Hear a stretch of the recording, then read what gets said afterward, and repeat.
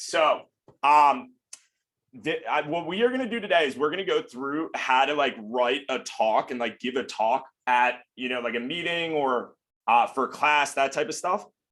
First, though, I want to remind everyone next week is our February prep, right? So it's the longer one. So there's no Friday one. And what we're going to do is Saturday from 2:30 to 4:30. So we're going to do like a growth message. And then what we are going to do today is after I teach everyone how to give a talk, I'm going to give you a couple topics that you can choose from, and you are going to give a talk at that like event. So everyone will be able to we're going to do breakout rooms, and people will like give their talks to like a smaller group and get feedback on things that they could have done better. Right. Then we're going to do like coaching conversations. And I'm going to kind of teach like different scenarios for coaching people. And then we're going to do breakouts, and I'm going to give everyone a list of scenarios where you guys will actually say how you would handle that scenario in that situation, like how you would coach somebody. And we'll do a financial literacy course. But I want to talk about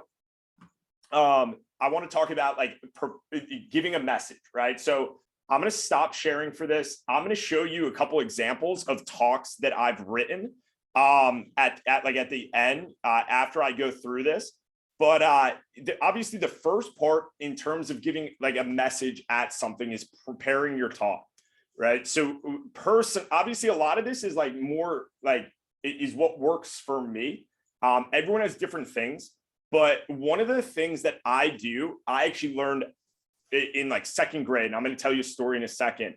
But one of the things that I do is I start by asking myself, what are the questions and that I want to answer and the main points that I want to hit on in my talk, right? So I do bullet points now. I do like a bullet point list, but so one of the most helpful things that I ever learned was actually in library class in second grade, which is crazy to think about this. It was my first research paper ever, right? My first research paper ever. We got to pick a topic. It needed to be 8 pages.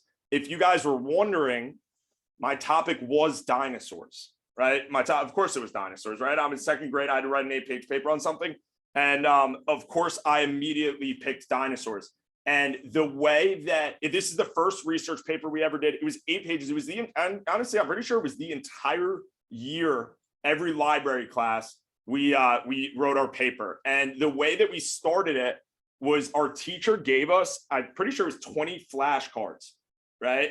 She gave us 20 flashcards, and she said to us, on this not line side, I want you to ask a question about dinosaurs or about your topic, right? So for me, it was a question about dinosaurs, right? Like, what is a question about dinosaurs that you want to answer, right? So I wrote, I don't know, I don't remember my questions, but like, what is the coolest dinosaur? Why is that dinosaur the coolest dinosaur, right? All that. And then what it was on the other side of it, we flipped it over and we answered that question, right? In paragraph or like full sentence form, and use that as the foundation of our essay, right? And that was actually like one of the most like powerful things that like I ever learned, because then like I got so good at it, because then you just rearrange it and you put the ones that like the questions are similar together to make paragraphs. And that was how I learned to write like a research paper and stuff, right? So what I do, I don't do the flashcards anymore. I use Evernote, which I'm going to show you my Evernotes. I'm going to show you a few examples after I explain what I do. And I use bullet points, right? So I go through for a topic and I figure out what are the main questions that I want to answer, right? What are the main topics that I want to hit on? And I start with like all of my like headers, right? Like my main points and questions and that type of stuff. And I do bullet points, and then I start filling in the details under those. And sometimes I'll go like, a few deep, and I'll show you, like I said, in a second. And then what I do is I'll write the whole talk out, right? And then what I do, and this is something that makes what I've learned makes my life easier, is I'll go through and I'll bold some of the main words, right? Sometimes I do it more than other times. And that way, what I've learned from giving messages by either bolding or highlighting some of the main words that I could catch my eye back on, it allows me to look up without getting lost when I look back down, right? So there were times when I was like, newer to giving talks where I would like look up and completely lose my spot, right? And by the way, Lily, are you next in training? Because if you are, maybe should go out there. So I like it allows me to like keep my place, right? Sometimes I'll add pauses, right, in there, or like little things, instruction and that type of stuff. And when I do that, I'll usually italicize it, or I'll add like stars around it, that type of stuff, right? A tip that I had for you, actually, I'll go with this one first. Is so I never used to do very many slideshows. Personally, I think that when you have when you're giving a talk virtually, I think you should have a slideshow so that you have something that holds your attention. In person, either way, I think having a slideshow is good. You don't want to overdo it though, right? Like you want it so that like some of the main points are on there, but like you don't want like all of your message on there. This is something that I learned the hard way, is when I was a new manager and rep giving talks, I always hand wrote them. And I would highly suggest writing them on a computer. And for a few reasons. One is it's easier, for me at least, it was it was harder for me to make edits, and it was easier for me to get lost and everything become a mess. And also I wish I had all of my old talks saved. So I actually have, I'll show you guys this actually. So I use Evernote. I'm a big fan of Evernote, but like a lot of note-taking apps are very similar, where they do similar things, right? So let me pull up my, Evernote, what I have is I have like different notebooks, right? And one of my notebooks is talks, where I have 80 different talks that I've written, right? And being able to like revisit that is super valuable to me, because obviously there are plenty of times where I'm going to give the same talk or a similar message. And what it allows me to do is when I'm giving the message again, instead of having to completely rewrite it, I could go back, I could look it over, and I could tweak it and I can improve it. And I have that foundation, right? So I like having it on a computer. I also, one thing that I would suggest is either printing it or using a larger screen. When I first started, I would I used my phone a couple times, and there were a couple times where like the app closed, or my screen whatever, or it like being smaller, it makes it harder, in my opinion at least. It makes it a little more difficult to read and keep your spot, that type of stuff. So I'll show you. So like this is a TLA prep, which was keys to strong sales skills. So like I'll put like intro, right? Like, and then I will so like I start with just like intro. What does a strong rep look like to me, right? Like I would write that, and then I would start to put under that the initial like things, like someone who closes, phoning, blah blah blah, and then I'll put the subheaders, right? Why do reps stay and thrive with us? Growing personally and professionally. Tools to teach and grow, right? And I go through and I will like put the main headers, and then I'll do, okay, under this main header, right? Next things to teach representatives, what are the parts of that, right? And then I go in and I'll be like, so I'm gonna like go through, I'll have my transition, and I'll say scheduling, right? Networking, goal setting and sharing, service calls, leapfrogging, flatware, selling gifts. And then I'll go under each of those points and I'll add the subheaders to each of those, right? That's personally how I work. I would actually say that probably the weakest part, and like this is not being like trying to be conceited, I feel like I do a decent job like giving messages. I'd say my weakest part is probably my closing, which is something that I should probably work on. I'm always just like, I'm done. Like that's what I got for you guys, right? But so that's like one talk, right?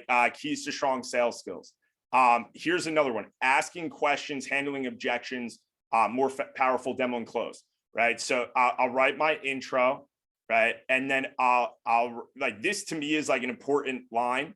And like, so I bolded it and to emphasize it. I actually, in this one, I don't really bold as much stuff, right? But objections, like what is an objection? What are closing objections? Different like closing objections, different things for dropping down, right? Great questions to ask. Like what are they? And like, I'll put the main points first before I put all of the details under it, right? Demo tips, all that stuff, right? The third one, this is the last one, is virtual demos, bigger orders, right? So like a lot of the times in opening, like for the opening of a talk, I like to talk about like what my goal is, right? And like explain to everyone what my goal is so that I'm conveying a clear message. People know what to expect, right? I did a demo for woman Serena Gradovsky, right? And then mindset, right? So like, and then I go through, different realizations, mindset. So what I learned from that, right? I asking strong questions to understand situations and needs, selling to Cutco owners, understanding how the 5-pen trial work, how to describe and introduce sets, different analogies, right? And then I'll go through and I'll add those points in under there. And that's how I do my messages. I personally find that it is way easier for me to read bullet points than it is to read like a whole paragraph, right? And obviously other people are different. I know Yada writes like full paragraphs. I find that harder to read if I want to like look up and stuff. And so this to me is like the easiest thing. And I'm actually surprised that for like this, I didn't bold some of the words because this is like longer and it would be easier for me to get lost, right? So couple of things. So in terms of delivery, right, is obviously being prepared, right? So one of the things that I almost always do when I'm at my best, one thing that I always do is I'll reread the talk like right before I give it, right? Like I'll go through it and I'll reread it. So that I make sure, there's certain times, I'm sure everyone has done this, where you might have written something and then you read it and you were like, what was I saying here? So that you could be clear on your message, right? So another thing that's very valuable, and this is something, yes, we can, Aiden. This is something that is that I was not very good at as a newer manager, but it's making sure that you have everything ready that you need. Right. So if you're using an item for your computer, having everything open on your computer, like all of that stuff, right? Like we used to run interviews in person, and during the interview, we would cut a penny and we needed the shears and we needed the penny and all that. And as a new manager, there were all these times where I would have to like stop mid-interview and go and get those things. And then I started like running through my head, what are the things that I need beforehand? So here's a tip. If you're nervous, like if you find yourself getting nervous here's 2 tips for this. If you get nervous when you give talks, one of them is start with a joke, right? So one of the things that I've learned is like when you hear people laugh or see people laugh, it calms your nerves. So I always almost always like to start my talks with like a joke. And so like if you were, I think Aiden and a few other people were at SC2 last year. And like, literally I started mine with a few, you remember hummingbird facts? Because I was wearing a hummingbird shirt and somebody said a few hummingbird facts. So then I threw out a few other hummingbird facts. Which is, by the way, I don't know if you guys know this, but the hummingbird is actually the only bird that can fly backwards. I don't know if you know that. Yeah, it's crazy, right? Did you guys know that hummingbirds actually weigh less than a nickel? Yeah, pretty crazy. Did you know hummingbirds are actually, they don't have a sense of smell, but they have such a strong sense of eyesight, right? They could see colors so well that's how they detect like nectar and stuff. Yeah, hummingbirds. Yeah. So yeah, Yada is astonished. She's partying, right? She loves hummingbird facts, right? But like, or even this weekend at the breakout, I gave a talk on like helping reps create demos in training. And I was just like, I said it for me. I was like, hey guys, I'm a fan. I love that they gave me this topic. I myself am actually a huge demo fan, right? I'm a huge demo fan. And they're like, Chloe might not like that, but hey, you know what? Sometimes I need a laugh, right? So a joke to start things off is valuable. Another thing is having a drink near you so you could catch your breath and pause if you need to. And this was actually something that I learned as a rep from demos, right? So I don't know if any of you know this feeling, but when I started doing demos for people I didn't really know, and this is actually something that it would happen to me sometimes if I was like talking in front of a class, I would get so nervous and I would start talking so fast without breathing that I would almost like lose my breath. And I don't know if anyone's ever I don't know if that's an anxiety thing or whatever, but I would like lose my breath and like be like, but like whatever. So what I learned is every once in a while to being able to just like take a drink and reset if I'm nervous is super valuable. You know what I mean? Like, it's just like, and then going back into it, adding that like pause, if you're nervous, if whatever, like that is something that's super valuable. Another thing that personally, I feel like is probably my strength when I give talks is just being myself. I feel like everyone obviously has different styles. Some people might be more formal. Some people might be more laid back and like joking and that type of stuff. But I've always been really big on being authentic and just being yourself and connecting. And I feel like that is one of the things that makes my talking style, my delivery of messages different than a lot of other managers, is because, it's different. I'm not, necessarily as uptight. I'm just myself. And I think that when you do that, you allow yourself to really like connect with your audience. When you're teaching something and something is important, you like telling people, hey guys, write this down, or saying like, hey, this is really important, right? Or certain things, if they're really important, are very valuable for you to say multiple times, right? Like I actually just said this to the training group. I'm like, hey guys, there's gonna be a few things that you hear me say a few times, right? And what do you guys think that means? It means they're important, right? That you should take note of those. So sometimes saying things a couple different times is valuable, right? Or saying, hey guys, you should write this down, blah blah blah, right?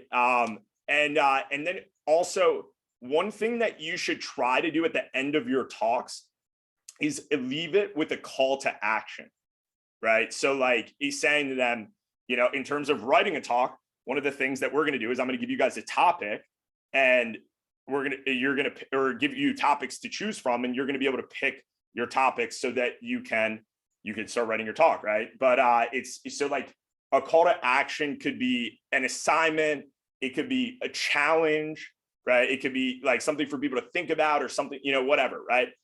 So leaving with that call to action, it like actually leaves so that there's something that they're putting into effect. Sorry, the dogs are barking. So this is what we are going to do. I'm going to give you guys the 3 topics, and then everyone is going to fill out the form and pick their topics. And then for the remainder, I'm going to let you you actually like start working on your talks. So the 3 topics are topic 1 is how I've grown or things that I've learned working with Vector, right? Topic 2 is why I want to go branch or district. Why do I want to run my own office? Or the third one is what is like something that I personally believe that I do well that I could help others with, right? And I think that those, in terms of like leadership, obviously knowing how you've grown, things that you've learned, obviously that's valuable for you to like instill in yourself, but also for you to convey for other people and help them realize ways that they could grow, right? If you are interested in running an office, being able to convey that to other people, right? Especially when you're going to have a team and being able to, tell them why that was exciting for you, is valuable. And then, or if, you want to go with this topic, it's like, what is something that you do well and you want to help other people get better at? Like, what are some of the things that you feel like they should know about it, right? So on this form, it's your name, what topic you're choosing, and then under it, how are you and what can I do to help you be better? I seriously want everyone to, I just want to know how everyone is and what can I do for you to help you be better. So I am going to stop the recording. Actually, before I do, I have any questions on that? By the way, so everyone's talk should be like 3 to 5 minutes. It doesn't need to be like 30 minutes. You know, it could be like 7 minutes if, you know, if you're really excited about it.